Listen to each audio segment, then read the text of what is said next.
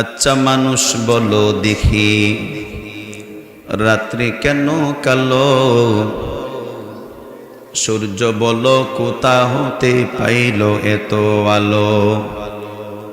ফুলগুলো সব নানান রকম কেমন করে হয়? পাতাগুলো সবুজ বটে ফুলের মতন নয়। দুধ কেন হয় সাদা, মরিচ কেন জাল? আমগুলো সব পাকলে পড়ে কেমনে হই তা লাল? আমরা সবাই বাস করি ভাই এই দুনিয়ার রঙ্গে, হাতের রেখা আর চেহারা মিলে না কারু সঙ্গে।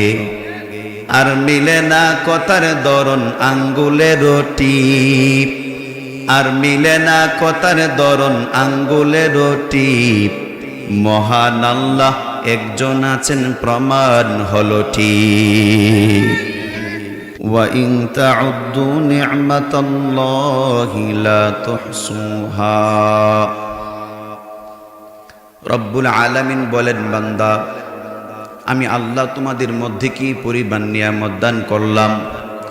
তোমার দেহের মধ্যে আমি আল্লাহ কত নিয়ামত দিলাম, তোমার পরিবারের মধ্যে আমি আল্লাহ কত নিয়ামত দিলাম, তোমার সমাজ এবং রাষ্ট্রের মধ্যে আমি আল্লাহ কত নিয়ামত দিলাম।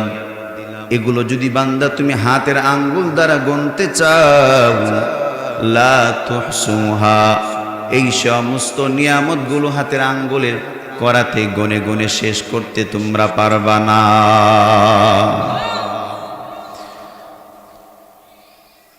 তোমার দুনিয়াতে আমি যেদিকে তাকাই, অতই নিয়ামতে ডুবিয়াছি যে সবাই।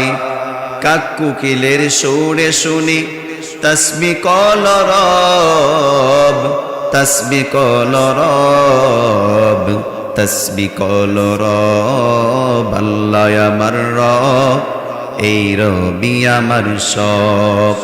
দমে দমে তনু মনে তারি অনুভব। আল্লাহ আমার রব, এই রবি আমার সব।